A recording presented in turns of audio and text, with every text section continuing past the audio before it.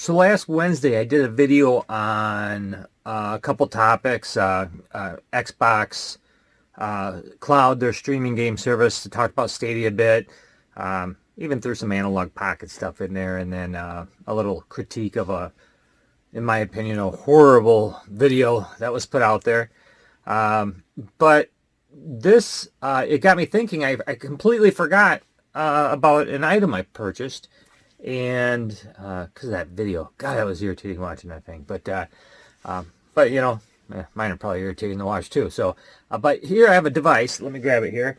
And what it is if you watch my videos, you know I play a lot of Stadia.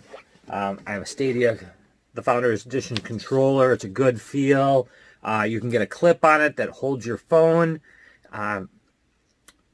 It's just oddly balanced. Like, it's just not too forward heavy, not too back heavy. They really did an amazing job with it. And I actually don't use that controller very often. And it's a beautiful controller. But I bought this case for my Xbox One controller. I do use my Xbox One controller a lot for Stadia, as I've talked about in videos. And with the Xbox gaming coming out, I'm actually really looking forward to that. Because I will do both. One of the nice things, though, is, and they're not horribly expensive. I got two of these, actually. Two of these clips, I want to say, for like $10 on Amazon Prime. Even came with some rainbow covers, which I will not be putting on my controller. They're kind of goofy looking, but I might put them on one of my black controllers. I think that would be a nice contrast, actually. These are kind of interesting, though. It has a little kickstand on the bottom here. And then, you know, it can set up there. It's not too bad. But one of the things I liked about this is I can take a phone, and I can just easily pinch that in there. I have to offset it a little bit because of where my power button is, but it's not a big deal. And it holds it in there really well. This clip is snapped on there. It is not coming off easily. But one of the problems with this design is it's kind of front heavy. It goes forward a bit. Not too bad. The Stadia controller kind of does that too, but not too. It's very well balanced, where the Xbox One controller is a little lighter and it doesn't do that. So it's in between there. So it is tolerable to play this way. But Moga has a nice controller. And you'll see that it has it where the phone can be above the controls, which is really nice. The Stadia, they actually have one too. Theirs is really expensive, though, and it's one of the reasons I didn't get it. You can buy aftermarket ones, but they hold the phone above the controller also, which is a great idea.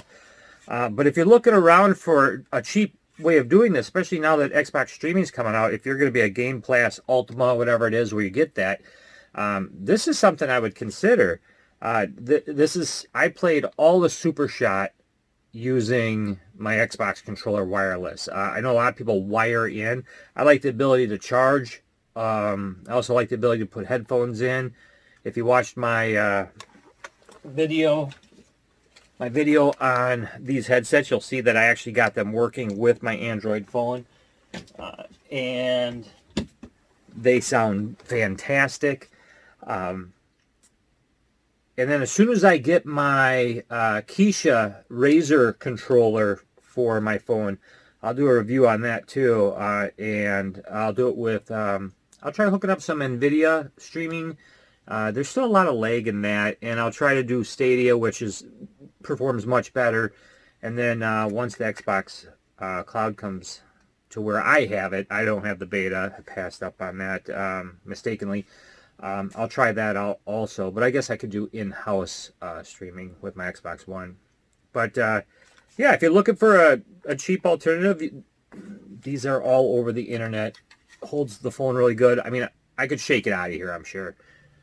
Yeah, let's try it. Oh, no, I actually bent over. Probably wouldn't do that. But yeah, so since I travel a lot, I even got a case for it here too. So yeah, not my usual video. Well, I guess that's not true. I show products once in a while. But yeah, it's pretty neat. And then it just clamps down. It will push your stick over a little bit, but not too bad. It doesn't come down on it. It just, well, I mean, it will if you don't push it over. But Goes in there, and if you do get the case, then it goes in here. I normally have a pair of headphones in here and a charging cable. They're just, well, they're just currently not in here.